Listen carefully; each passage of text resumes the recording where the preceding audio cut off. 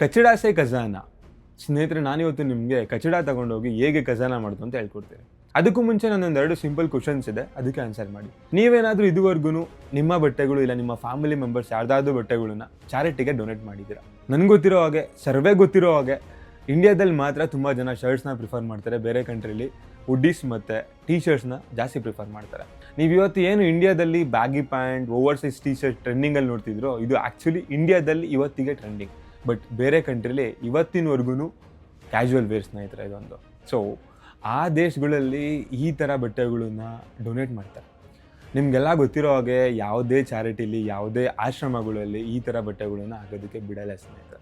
ಆ ಥರ ಬಟ್ಟೆಗಳು ಎಲ್ಲಿಗೆ ಹೋಗುತ್ತೆ ಹೇಳಿ? ಅಫ್ಕೋರ್ಸ್ ಥ್ರಿಫ್ಟ್ ಸ್ಟೋರ್ಗೆ ಹೋಗುತ್ತೆ.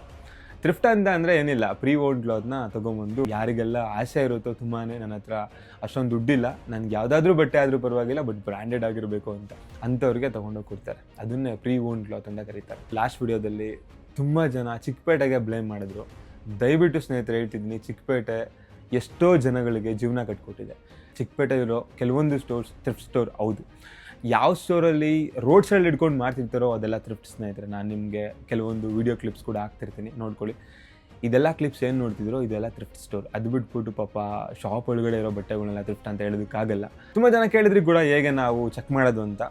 ಸಿಂಪಲ್ ಒಂದು ಕ್ವಶನ್, ನಿಮ್ಗೆ ಯಾವುದೋ ಒಂದು ಬಟ್ಟೆ ಇಷ್ಟ ಆಗುತ್ತೆ, ಬ್ರೋ ನನಗೆ ಈ ಬಟ್ಟೆಯಲ್ಲಿ ಇನ್ನೊಂದೆರಡು ಕಲರ್ ಕೊಡಿ ಬ್ರೋ, ಇನ್ನೊಂದೆರಡು ಸೈಜ್ ಕೊಡಿ ಬ್ರೋ ಅಂತ. ಏನಾದರೂ ಅವನ ಹತ್ರ different colours, different sizes, same ಪ್ಯಾಟ್ರನಲ್ಲಿದ್ದರೆ ತಗೊಳ್ಳಿ ಸ್ನೇಹಿತರೆ.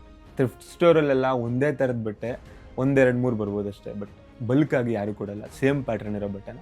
ನಿಮ್ಮಲ್ಲಿ ಒಂದು ರಿಕ್ವೆಸ್ಟ್, ನಿಮಗೇನಾದರೂ ಈ ಥರ ಕ್ಲಾತಿಂಗಲ್ಲಿ ಫ್ರಾಡ್ ಆಗಿದರೆ ದಯವಿಟ್ಟು ಕಮೆಂಟಲ್ಲಿ ತಿಳಿಸಿ.